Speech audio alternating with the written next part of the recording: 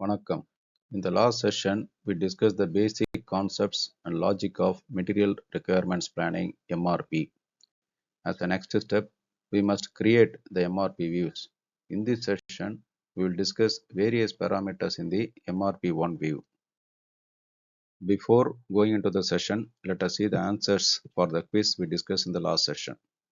What are the three major benefits of MRP explained in the session?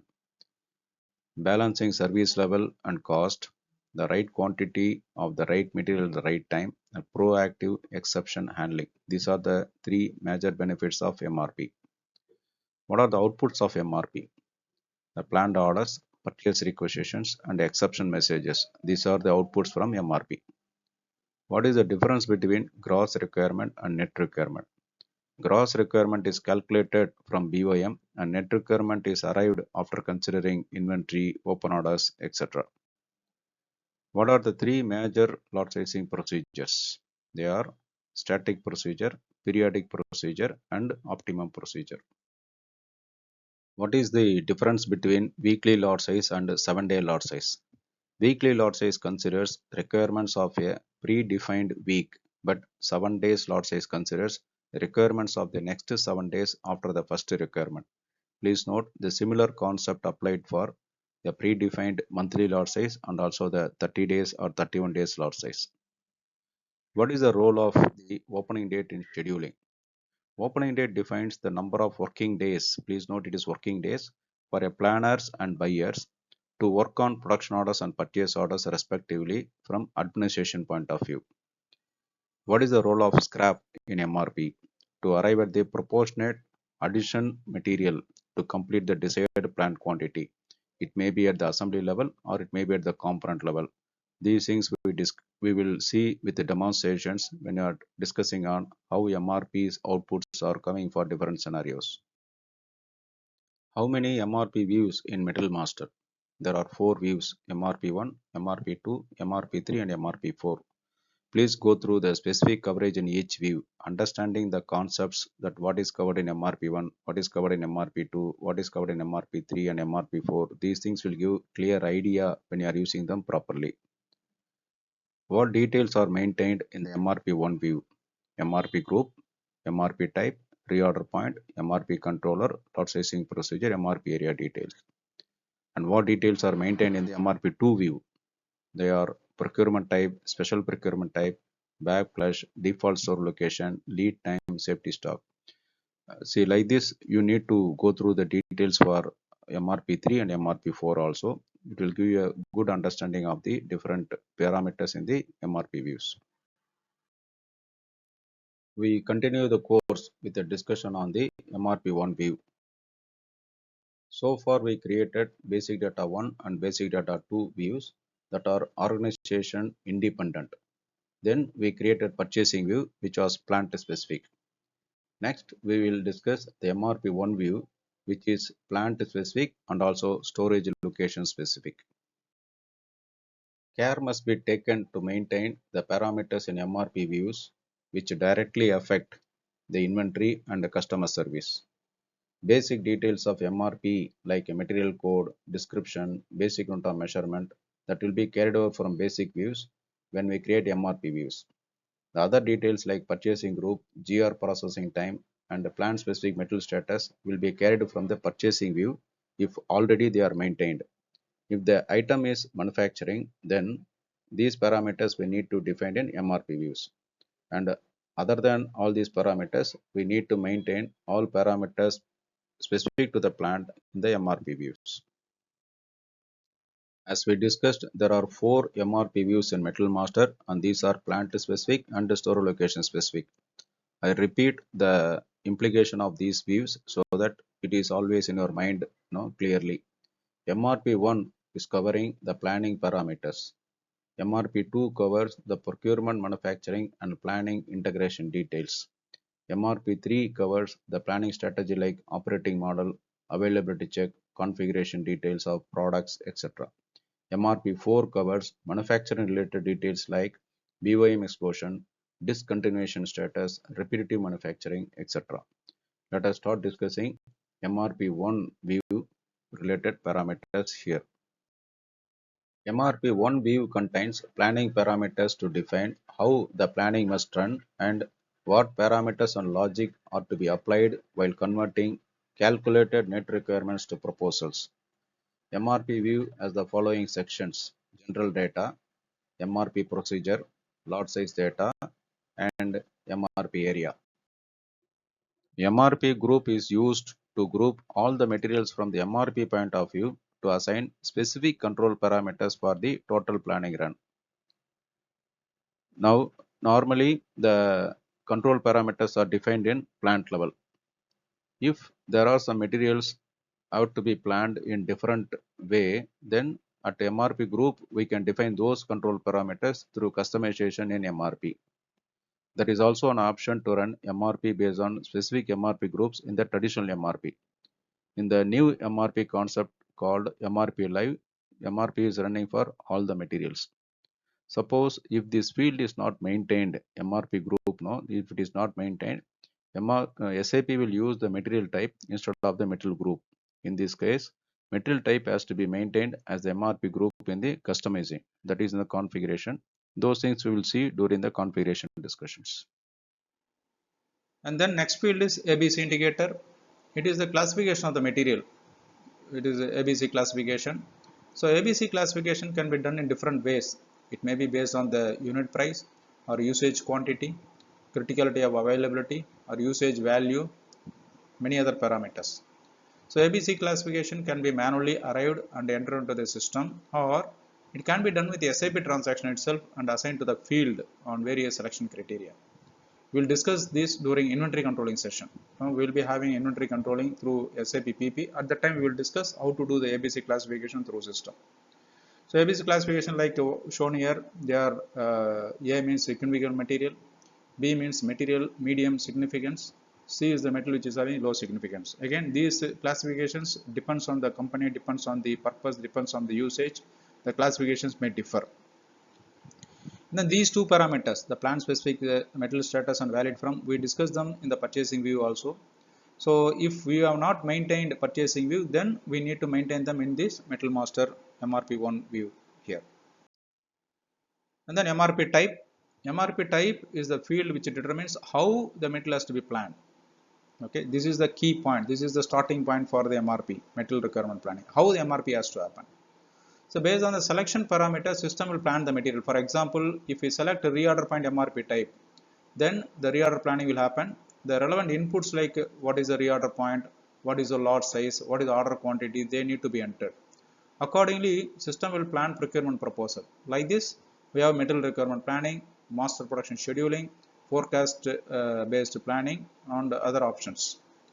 Based on MRP type, MRP run frequency in background also can be customized. Mean we can run MRP for all the MRP items separately. We can run MRP for all the reorder materials separately. Like that, we can differentiate and do it also, like metal scheduling differently. MRP types can be customized based on the business need, but it is suggested to use the standard MRP types in system because from SAP, whatever they defined, that is almost suitable to any business. So let us not try to create something new. Let us try to use what is the standard which is available in SAP. Now let us go into deep something about. There are three major kinds of planning: deterministic procedures, consumption based planning, and demand driven material requirements planning. In deterministic procedures, system works out the MRP proposal as per the quantity calculated with the period without considering any probability or randomness. SAP offers two types of deterministic MRP. One is the standard MRP type starting with P, that is P0, P1, P2, like this, PD, etc. And then MPS, they are starting with M, like M0, M1, M2, M3, M4, etc. And then consumption based planning. These are the stochastic procedure that are having some degree of randomness and element of probability. The future planning of their demand and correspondingly their supply availability of these materials is based on past consumption patterns. Hence, there is a probability and randomness to this process that can be buffered with safety stocks, capacity, or time. Here, VB and V1 are the manually calculated reorder types with and without external requirements. VM and V2 are the automatically reorder point calculated MRP types with and without external requirement considerations. Standard MRP types R1 and R2 are examples of MRP types with time-phased procedures. TDMRP is the acronym of Demand-Driven Material Requirements Planning. It is an approach to material control and replenishment that improves on the functionality of the traditional MRP. Right. Now that determining procedure, the MRP types. So when a system works out MRP proposal as per the quantity calculated with the period without considering any probability or randomness, there is no probability, there is no randomness. It will calculate exactly like what is inventory, what is the open orders, what is the requirement. All these things will calculate. It will arrive at what is the metal need. For example, MRP type PD always get exact quantity proposal to meet the material demand at a time when it is needed. So which material is required, how much quantity is needed, when it is required. All these things will be arrived based on this MRP type PD. And also we have MRP types P1, P2, P3 also. They are the things which are also having the firm type MRP types that we will see. These are used for components and procurement materials, the PD, P1, P2, P3. Then we are having finished goods and first level subassembly items where MRP type M0, M1, M2, M3, these are all working like a master production scheduling. These are applicable to high level finished products and also the critical materials and also some key subassemblies. And then for the net requirement calculation, right, system will follow the formula like what is the available stock. Available stock is, it will take what is the planned stock, what is the open order quantity, like a receipt quantities, purchase order or from production order or from the firm proposals, minus safety stock. Here safety stock is considered as the demand. Then it will reduce the requirement quantities which are coming from the demand, which is PAR, planned independent requirement, and a customer requirement in the form of sale orders, material reservations, or forecast requirement for unplanned additional requirements. Those things will be calculated. And after this, if there is shortage, system will give a proposal. If there is no shortage, system will not give any proposal. This is how system will work for the MRP proposal. And there are different options to firm MRP proposals. So it means that the MRP proposal can keep on changing, right? If it is keep on changing means the planner who is working for the planning will go mad that morning he is one proposal, afternoon he is one proposal. If it is keep on changing, it is a problem. So there is an option to freeze the period also. That freezing can be done using the planning time funds. When I have the planning time fence fixed means we can fix, for example, 1 week as a planning time fence. Within that period, I don't want any change in the proposal what is given, or any change what is happening, it has to happen only after that week. Like that we can give them. For example, when you use MRP type PD and M0, M0 is representing the master scheduling, PD is a material requirement planning. There is no firming of procurement proposal within the planning time fence. So like this, there are different MRP types like P1, P2, P3, then M1, M2, M3. These are things. Please explore them. And also when we maintain these firm MRP types, we need to maintain planning time fence. That is very important. That is a mandatory. Okay. And the firming types are available for the regular MRP like MRP types PD, P0, P1, P2, P3, and also the master production scheduling types like M0, M1, M2, M3. These are not applicable for reorder planning types. Please take note of it. Reorder points, that firm type will not be there. We may use the fixed order time that we will discuss during the reorder point planning process. Right. Then that consumption bill planning in MRP type, these procedure are called as like stochastic or having some degree of randomness. So here the future planning of the demand is correspondingly the supply available of materials also based on the past consumption patterns. So it will take the what is the past consumption, accordingly work out some reorder point. Either we can calculate it through the system or we can do it through manually also. So based on something there and or considering the future what is there. No, it is like a probability. If you take the regular the deterministic MRP, there we know exactly what is the demand, what is the inventory, what is the balancing, what is the shortage. According to system give the proposal. But here we are assuming that the same consumption may happen, or future there may be some consumption. Either we are assuming something, then we are calculating it. So there is a probability and randomness applied here. And also that we have to maintain the reorder level, which is the buffer level. It depends on the what is the replenishment lead time. If the replenishment lead time is more, buffer has to be more. And also what is the variability in the lead time. If the lead time what you are getting from the supplier is like if it is plus or minus 3 days or plus or minus 10 days, the variability is more. If the variability is more or less, then accordingly the stock what we keep as the buffer also will be high. And also variability in demand, variability in supply, all these things all will vary. So these things will go into detail when you are discussing about reorder, but these are the things which are affecting the reorder planning process.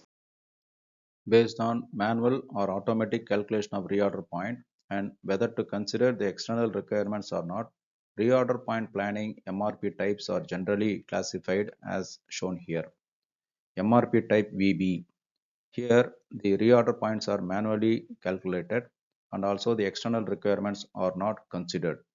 Here, the reorder point is normally calculated with along with safety stock to meet any sudden increase or changes in supply situations. Here the reorder points are calculated based on the past consumption with some theoretical calculations which we'll discuss a little later, or sometimes it may be done based on the guesswork also. And then there is a MRP type VM. Here this is the MRP type where the system calculates the reorder point automatically and then it update in the system. But here it does not consider the external requirements. What are the entry details we are doing in the goods receipt or goods issue, they will be properly updated into the consumption details in the forecast view of the metal master based with it may be on daily or weekly or monthly basis, and those things will be considered to arrive at the safety stock to include in the reorder point and also to calculate the reorder point calculations. And then reorder point type V1. This is similar to VB where the reorder point is manually calculated and updated, but the external requirements are considered into this MRP type when it is calculating the requirements. What are all the external requirements have to be considered, like reservation or release orders? These things can be configured in the system. And then MRP type V2. This is similar to VM where the reorder point is automatically calculated by the system based on the consumption details maintained in forecasting view. And here again, we can update which consumption details have to be updated. Also, which are all the external requirements have to be updated. These things are done in the configuration. Please note, care must be taken to understand the consumption and future requirement patterns and the planning procedures, especially when we are using the V1 and V2, because the external requirement considerations and also when you are considering the automatic calculations like VM and V2, these are very important. And in addition, it is suggested to use VB and V1 when consistent demand requirement, sorry, uh, VB and VM when there is a consistent requirement, and it is suggested to use V1 and V2 when there is a uncertain demand requirements. Reorder point is the level below which the metal must be ordered. This field is relevant to MRP types just we discussed like VB, V1, VM and V2. When reorder point is calculated manually, different ways are followed. A general method using the formula like reorder point equal to consumption per week multiplied with the lead time plus safety stock. Here safety stock is calculated with the formula given here. That is the multiplication of standard deviation of consumption, service level and the square root of lead time. Please note that the standard deviation of consumption and lead time should be based on the same bucket of the period, like both should be either weekly or monthly. That is, when we take the consumption, we have to take weekly consumption, standard deviation also should be weekly. If you are taking monthly consumption, then standard deviation also should be based on monthly consumption. At times, the reorder point is fixed based on a thumb rule or a guess. Now, in the reorder point MRP type, VM and V2, in this, the reorder point and safety stock are calculated by system itself, which we discussed in MRP type discussions in the last session. And safety stock is exactly not considered for planning when we use the reorder point calculations, but it can be used to handle the exception messages with 96. Frequent appearance of exception message 96 means the stock level goes below safety stock frequently, so we need to rework on the reorder point level itself. And What is the reorder point impact? Reorder point will be very high in the different scenarios. First, there is a degree of variation in the consumption or supply. So at that time, higher safety stock required, higher reorder point is required. And longer the replenishment lead time, then the reorder point will be more. This means when the longer lead time is there is a greater chance of unforeseen consumption. This increases variability and also the safety stock will increase. Higher the service level percentage also, it will increase the reorder point what is required. The service level is maintained in MRP2 view. And when the daily consumption quantity is increased, the reorder point will increase.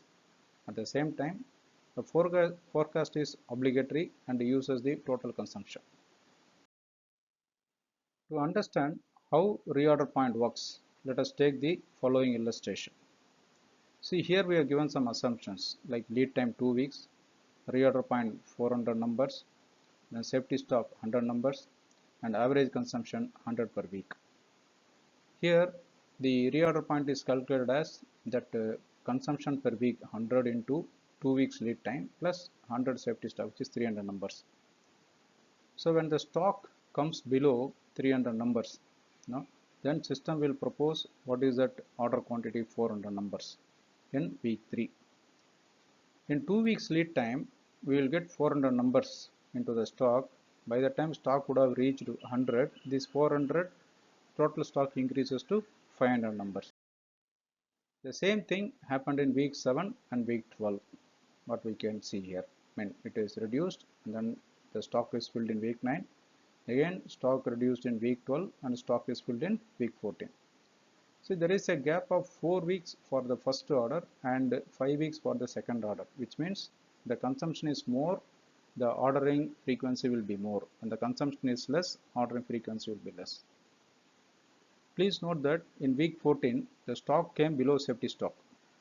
So that is why we need to consider some safety stock to have cushion of the fluctuation in the supply or demand. Traditional MRP is a forecast-driven MRP. With today's market environment with greater volatility, uncertainty, complexity, and ambiguity, additional planning capabilities are required to manage the variations from both the supply and demand sides. DDMRP, that is Demand Driven Material Requirements Planning, is an approach to material control and replenishment that improves the functionality of traditional MRP. DDMRP is an optional extension of traditional MRP and it is not a replacement. For many manufacturers, MRP is sufficient. DDMRP helps organizations, especially in highly volatile environments. Now let us discuss the planning time fence. So what is planning time fence? Planning time fence helps to define a range within which material requirement planning should not create or delete any procurement proposal. That is the planning time fence. Why should we do it? For example, if there is a PR generated or planned order generated, if MRP is running on daily basis, then system will keep on producing new planned order, new PR, or it may amend the quantity based on the remaining situation, based on the situation as on the date. It will keep on changing it, right? Because there are some companies which are running the MRP on daily basis. So at that time, if they create these things and disturbing them, the planners and buyers will go mad, right? Because the requirements are changed. Yesterday they saw one planned order for 15 numbers. Today it is becoming 18 numbers or 12 numbers. They will not be understanding what is happening, right? So there should be some time adjust to be frozen. So for that the planning time fence will be used. Planning time fence will be used along with some MRP types which are called the firm MRP types. We discussed in the previous session what are the MRP types, the firm MRP types. Like the PD M0 there is no firming happening, but in P1, P2, P3, M1, M2, M3 firm types will happen. So please use different types of these MRP types what are there, understand them and do some analysis. Okay, theoretically we can tell them, but when you run them and see only you can understand how exactly they are behaving. So to understand how the firming is happening, let me explain with some illustration. So let us take there is a requirement of 10 numbers within planning time fence which was already there. in which 5 numbers planned order generated in previous MRP run, but now there is another 5 numbers MRP has to be created. How system will create in different MRP type, MRP firming types.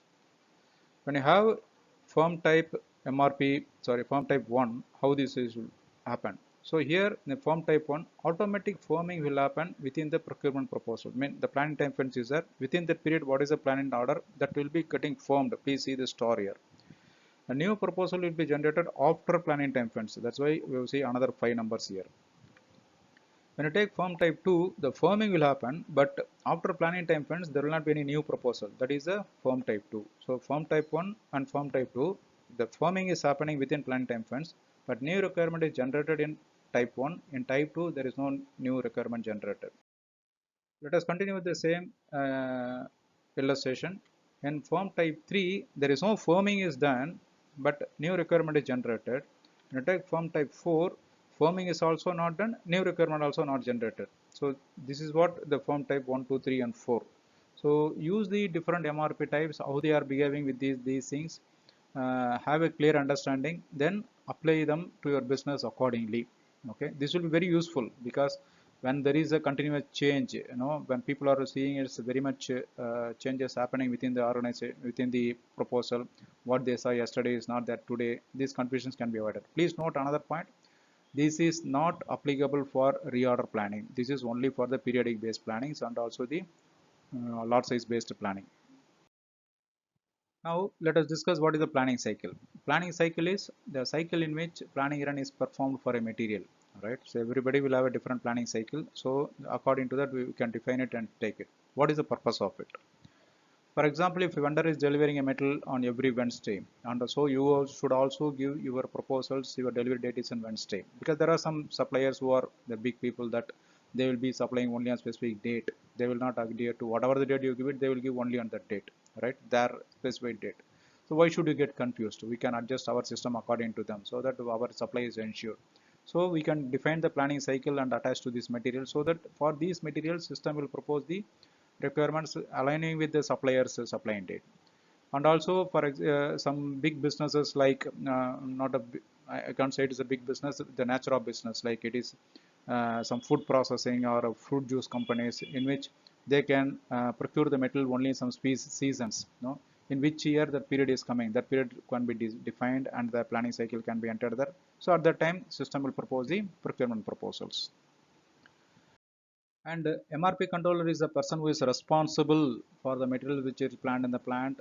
The person who is assigned as MRP controller should take care of ensuring the right parameters for the material, regular follow-up of materials, improvement possibilities to reduce inventory and save the time available to usage or customer. That's what you should do, right? You should do some proper analysis, and you should keep on working on how to improve the service. So when the service is improving, your sales will improve. Of course, productivity also improve, cost also will come down. An MRP controller should be based on the position or responsibility rather than just a person. Individual person name should not be there like MRP controller. For example, the person who is taking care of some specific group of finished goods can be one MRP controller. A person who is taking care of specific components can be one specific MRP controller. Like that, it can be there. And when we are running some similar analysis reports, some MRP analysis or inventory analysis, MRP controller is the important selection parameter. Now we will see what is the lot size. Lot size is the one which used to define what are the number of the proposals like a planned order or purchase requisitions to be created and how much quantity to be created for each proposal. That is the purpose of having this lot size. For the lot size, for the system to create the lot size properly, it looks other information like how much safety stock is maintained, what is the maximum minimum lot size, what is the scrap percentage defined, what are the rounding value. All these parameters we'll discuss later, but system considers these parameters in calculating the lot size. It is important to determine the right lot size from business point of view. It is very important to define the lot size to optimize inventory and ensure good service level. Because the supply chain team needs smaller lot sizes to reduce the storage cost and increase the flexibility. The production team needs higher lot sizes to increase efficiency and capacity utilization. The procurement team needs higher lot size to have quality discounts per order. How? When the lot size is more, the setup cost will be distributed well and the cost per unit will come down. So manufacturing will try to have more lot size. And also the efficiency of production will increase due to the long run.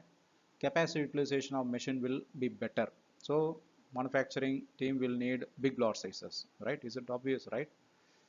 And procurement similarly, right, when they place orders with higher lot sizes, like instead of placing numbers 100 as an order, if they place 1000 they can get good discount, right? So the procurement cost per unit will come down, so they will get a good efficiency from the procurement point of view, so they need higher lot size. But at the same time, when you have the big lot size, what is happening? If you take a production for one item which a big lot size, you are not able to change to other product, so your lead time will automatically increase, right? Please think, this is something different what we are thinking. Okay, so when the lot size is bigger, for example, instead of producing one product for 1 hour, if you are producing it for 10 hours, your lot lead time is 10 hours now, right? So you are not able to have some flexibility or changing. So the higher lot size increase the lead time of the material, and also it increases the inventory, right? And the flexibility. So when you are having this much big lot size, instead of producing 10, 10, 10 per lot, if you produce 100 or 1000 per lot, then what is the raw material you use? It is already cut or machined or processed, and that is not available for some other product, right? So flexibility is lost. And also you are not able to change over to some other product if there is some urgent requirement. So flexibility is lost. So when you are having big lot size, flexibility is lost. When your lot size is bigger, lead time is lost. So from manufacturing and procurement point of view, higher lot size is better. At the same time, from lead time and flexibility point of view, and also to improve the customer service, quick service, and also to have better flexibility in the supply chain, having a lower lot size is always better. So this is again a trade-off between higher lot size and lower lot size. The lot sizing procedure. The system forms lot size using lot sizing procedure. That is, it determines the number, what is the number of proposals, and the procurement quantities of the receipts that should cover the requirement, taking into account of production or planning technical conditions. Because sometimes we may need small lots, sometimes we need big lots like a weekly or daily or monthly, etc. So in SAP, there are there are two kind of lot sizes are there. One is the static lot size, other is a periodic lot size. So in static lot size, we have lot for lot, fixed lot size with splitting, replenishment to maximum stock level. And for periodic lot size, we have a daily lot size or weekly lot size or monthly lot size, like that. And there are also other lot sizes called optimizing lot size. Optimizing lot size means they will consider what is the cost, what is the least cost, what is the dynamic lot size, like that it will take. And using optimizing lot size is little bit cost oriented other things. So now let us focus on the static lot size, periodic lot size. Even if you use these two lot sizes properly, that will be good enough for the organization.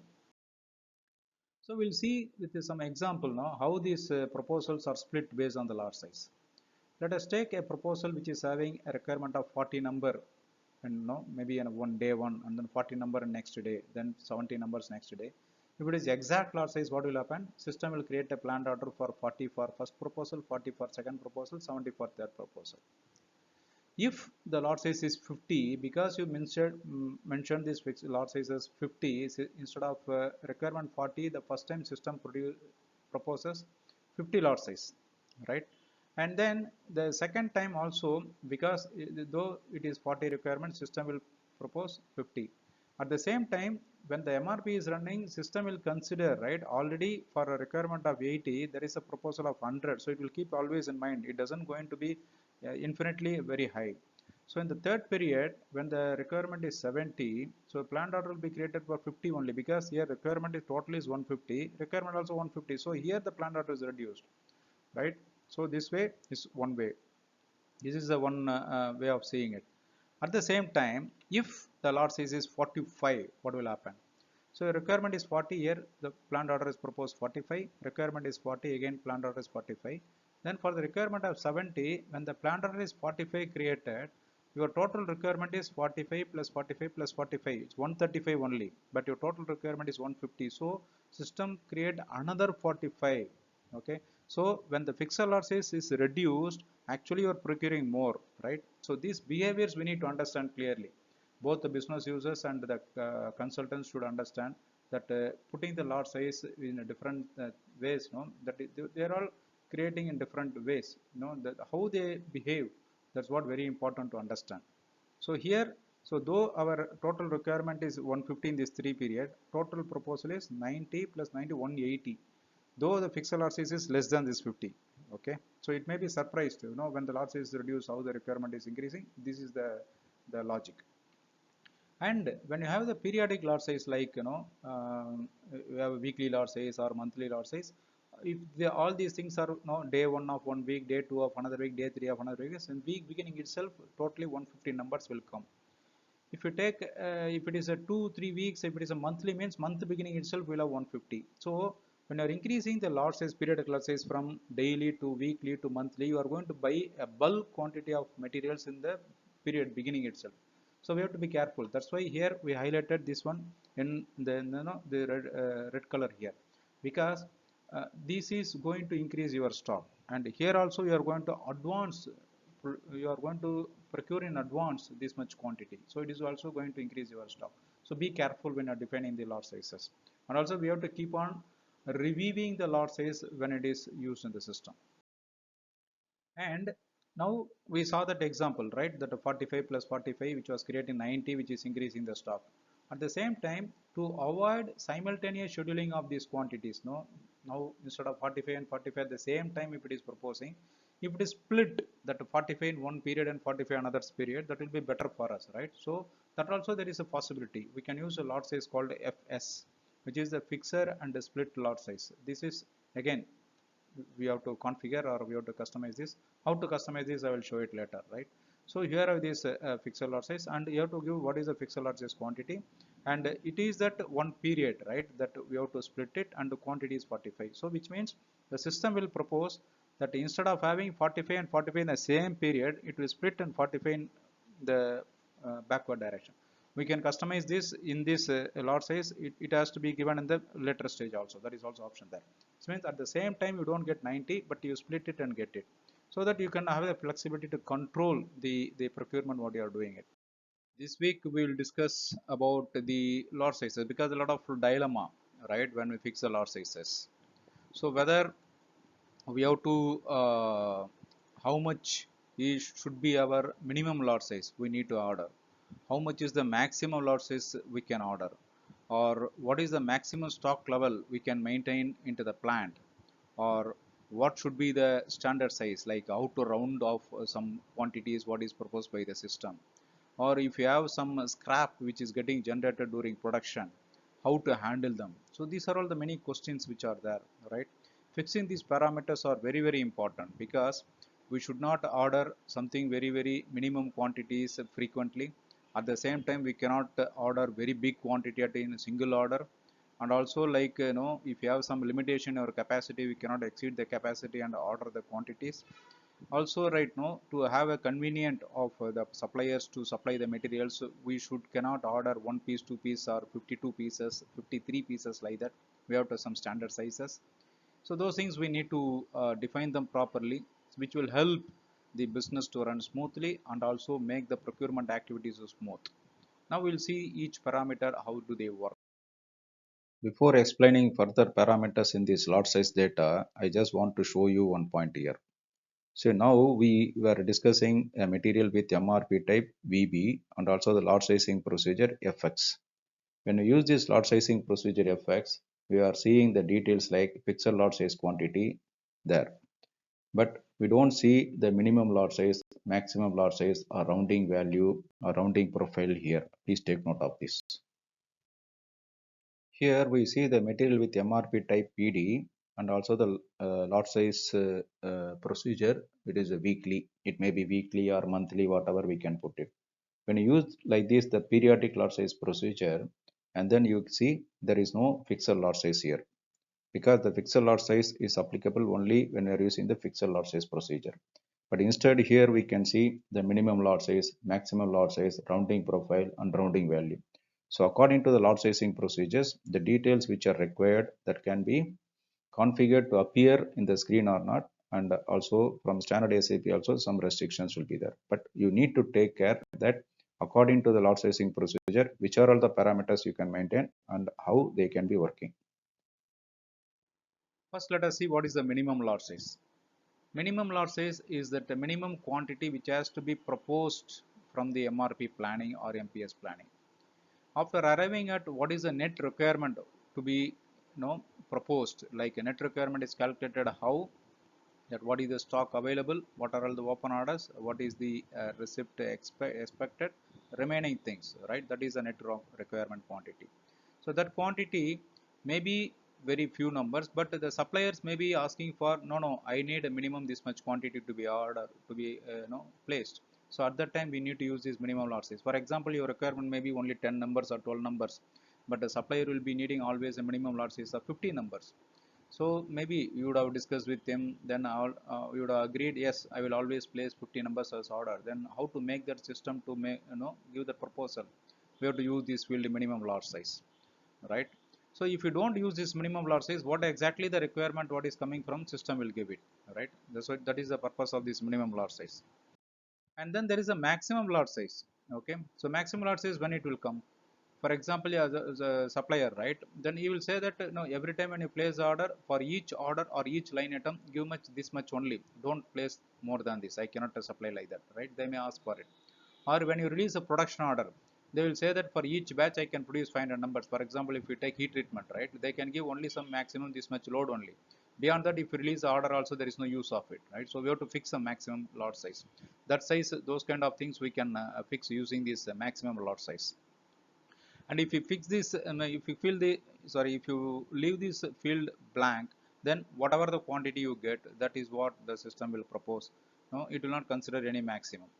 At the same time, after reaching the maximum, right, then system will split the proposal into the next proposal. Okay, so it will consider the total proposal. For example, right, you want to have the total quantity of 120 numbers, but the supplier or the production needs only 40 numbers for each order. Then system will give three orders or three proposal lines for this, so that you can release these orders separately or a separate schedule. So they will also process them like a 40 40 40 like that. So that is the purpose of this maximum lot size. And there is a fixed lot size. So what is a fixed lot size? When we use the lot sizing procedure fx, at that time fixed lot size is used. So what is the purpose of fixed lot size? There are some no, like production or some suppliers, they will want always the order should be in that particular lot size only, because their batch size is fixed accordingly. So they want to have that much size only. Whatever orders you are giving, whatever the line items you are giving, that the fixed lot size should be always like this. And also when you are using the reorder point strategy like VB or V1 or VM, at the time also what is the quantity to be proposed by the system, at the time also this fixed lot size will be used, right? Next is the maximum stock level. So what is the maximum stock level? Let us assume that you are having a tank where the tank capacity is 20 kiloliters, and whatever you order it, that quantity should not go beyond 20 kiloliters. Or even if you have some silo where the silo capacity is 20 kiloton, 20 metric tons, or it may be 20 meter cube. So beyond that, you cannot keep the material there, right? Or your warehouse is there, you can keep only 1000 cartons there. So you should not order more than 1000 cartons. So those things, right? Whatever the order you give it, what is the current stock, what is the maximum stock, the difference only system has to propose. So what should not exceed that maximum stock level, that is covered through this maximum stock level field. And then we are having the field called assembly scrap. So when do we use this assembly scrap? For example, when you produce something in the machine, right? For example, you plan to produce 1000 numbers, but always you expect some 1% scrap there. So which means that you will produce 1010, right? Then only 1000 you will get. So because the machine is designed like that, or when you are doing the setup, there may be some wastage, like that it may be there. So accordingly, you have to procure your materials accordingly, right? So this is the header material. Accordingly, you have to procure the material. So the total quantity what you need to produce, no, or then accordingly this assembly scrap will add that much quantity, and then will propose it. That scrap percentage you have to maintain it here. It may be 1% or 2% depending on the business process and how the machine is working. There is another scrap called component scrap that we will be discussing when we are discussing in the MRP4 view. Then there is another field, right? There is a rounding value. So what is the purpose of this rounding value? For example, when you're working out some proposal, right? So then you are getting a proposal, but the supplier is always give, no, they want to give that every time when you order it, they will give only in the 5 numbers or 10 numbers or 100 numbers only. Let us take an example. If your proposal is 3543, your rounding value 1 means system will give proposal 3543, no issue. But if the rounding value is 5, then it will give 3545. For rounding value 1000, it will give proposal of 4000. I will give one simple example. There is a crate of cool drinks, right? If you place the cool drinks order, then the crate may occupy only 24 bottles. You cannot order 10 bottles or 12 bottles or 13 bottles if you want to buy something bulk for a shop, right? You have to buy one crate. So in that crate, you have to round off the unique quantity like 24 numbers. Another example, the fasteners. No, the fasteners will be always packed in the numbers of like 500 or 1000 like that. You cannot order 450, 460, 480 like that. You have to place order 500. Then the supplier also will supply that 500 or 1000 in terms of that. So they will give one pouch or one bag like that, right? So that's how whenever you want to have this kind of materials which can be handled with this kind of a pack size or box size or like a crate size, at the time you have to use this rounding value. Next, we will discuss the MRP area. To understand MRP area, first we will discuss how MRP runs at the plant level, and then we will, while using MRP area, how MRP will run and what are the results. So if we discuss these two, then we will understand what is the use of MRP area. Now let's come to the discussion that first let us see what is the MRP at the plant level. We are having a product which is produced at one production line and which is having its own independent requirement and dependent requirement. It is in one store location. There is another production which is produced in another production line or manufacturing line. Again, it's having its own requirements and it's in store location too. And then we are having some other requirements like components which are required for some spares or something like that, that is in store location 3. And also we are having subcontracting requirements. All these things are combined and they are planned at the plant level MRP. From MRP we are getting planned orders, purchase requisitions and schedule lines. This is the output. This is for what? For in-house production, external procurement and interplant transfer. So in this process, whatever we plan, all these planning are considering one kind of a parameter only. We cannot have a different planning for different things, and the same material or same production line, if you want to plan them in different way, it is not possible to do them. All these things we have to do at the same way only. And also MRP run, we have to apply the same method for all these materials. So there are some flexibility is not there when you are having this kind of plant level MRP. So that is why the MRP area wise planning is there. So what is happening? We can create MRP area for each production line or each product, like MRP area 1, MRP area 2, MRP area 3, MRP area 4. We cannot MRP separately for each MRP areas. So all these things, again, the output will be same, the planned order, purchase requisition, schedule line, but for individual MRP areas.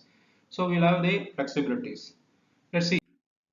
The advantages are there, like each particular store location or group of store locations we can combine and call them as one MRP area. Please note that one store location can be assigned to one MRP area only. So MRP area wise plan can be inserted through PIR. See, that is also option. That one material with one MRP area we can give one plan, another MRP area we can give another plan also. There is an option. And for each MRP area, different type of planning parameters can be applied. And also MRP running parameters can be defined for each MRP area individually. We get flexibility to plan the product or manufacturing or assembly lines, based on these things, a different kind of MRP run based on the nature of the business for each product. And also using MRP area, we can eliminate MRP run for specific store location. For example, if we don't want to run MRP for store location, we can eliminate using this. And in specific MRP areas, we can assign different MRP parameters like MRP type, reorder point, MRP controller, lot sizing procedure, minimum maximum lot size, special procurement. All these things we can define for individual MRP area. So that is also another point is that if you have only one plant level, one parameter we can do it. But if material is used in 2 sub-location, 3 locations, you can have these kind of different parameters. And MRP run can be carried out based on MRP area, and also material in different locations for different purposes in different areas. We can see an example in next minute. And again, MRP with MRP area is not activated until MRP area has been assigned to the material. Right? If you are not assigned the MRP area to material, system will continue to run the plant at plant level MRP. At the plant level MRP, if you assign the MRP area, then system can run the system. So the planning can be run at the plant level and also at the assigned MRP area also. And how to convert this regular planning to MRP area planning? Through customizing, we have to convert the planning file entries from the plant level planning to MRP area planning and activate MRP for MRP area and then create MRP area, right? And please take care while creating MRP area. We should consider the business needs. Only on need basis we have to create MRP area. So start with minimum number of MRP areas. Then if it is required, add a few more areas. And these MRP areas are different types. For example, type 01 is at plant level MRP area. Type 2 is a storage location level MRP area. Type 3 is a subcontracting level MRP area. And all these MRP areas can be assigned to metal master. And a caution also has to be taken because when it is required, one metal is assigned to more than one MRP area, we have to be very careful that the metal is not planned doubled or tripled. That should not increase the inventory. So we have to be very careful. For example, a component may be used in a production and also it may be used for spares. So normally what we can do is we can create one storage location for the spares location, and the spares location can have a reorder point in which stock will be always filled when it is depleted based on the demand. It will be like a demand driven planning there in the MRP area of a spare store location. And the main store location, it will be planning based on this demand driven, which is that reorder point which is coming from this spare location, and also regular BOM. Like that, we can control the inventory, and also we will ensure that the supply of spares are done within 24 hours, because the after sales service is very important. We have to meet the requirement of customers. That is a very important area. No? So at the same time, we should not increase inventory. So we have to be very careful when you're doing this. Now we will see the MRP1 view creation. So to create a metal master with new view, transaction is MM01. So we go and create the MRP1 view for a material S002 CP1001. We check material type, and then we see that views, basic data 1, 2, purchasing view, and MRP1 also we select it, make it as the default view, right? And the default settings, then we go inside. See, now when you're selecting MRP, we need to give plant and store location both, because it is store location specific also. We select these two and fix them as the default settings. Now press enter, we go inside. See, now we can see the description of material is copied from basic data, and also see, and also system is telling metal is already there, can we extend? And we observe here the description is there already. There are some details copied from purchasing view, like purchasing group and the metal status. These things copied from purchasing view, because already we created purchasing view for this material. If it is not there, it would not be there. Then we update the MRP type. Now I want to see what is that MRP type and other details. So I go and see some reference materials. So for the /O MM03, my reference metal is SGMC TRNG, right? I take TRNG CP1001 and go and see the MRP1 view for that particular material. So here I select MRP1 view. Okay, here I see the details, the general data, MRP procedure, many details are there. So we will use this as a reference. Coming back to our material. So here we have the MRP type. Here what is MRP type? PD. We see the MRP controller and other details are there. So accordingly we go and update them in the new metal also.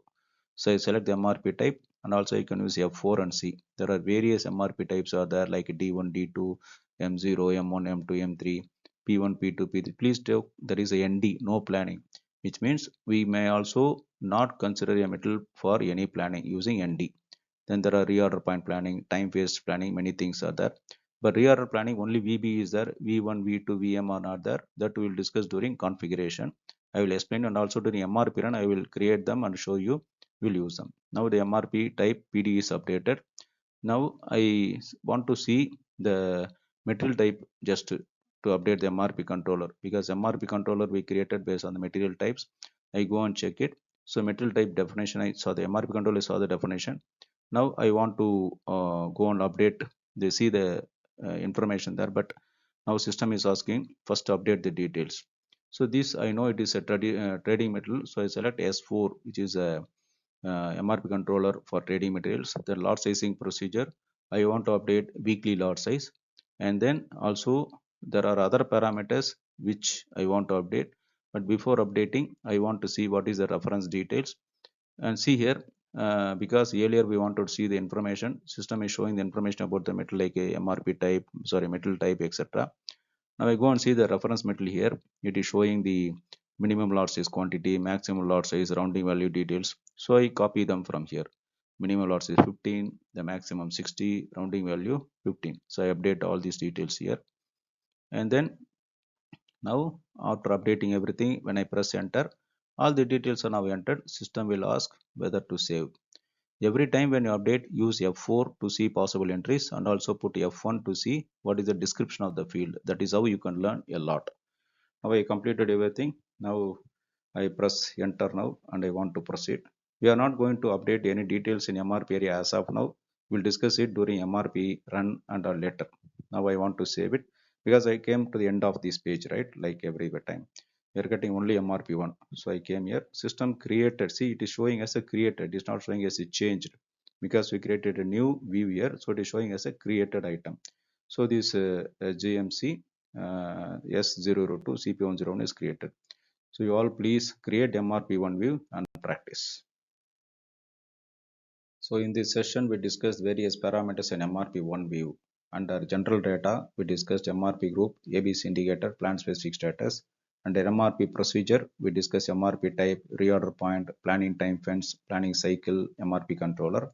Under lot size data, we discussed about lot sizing procedure, minimum lot size, maximum lot size, rounding value.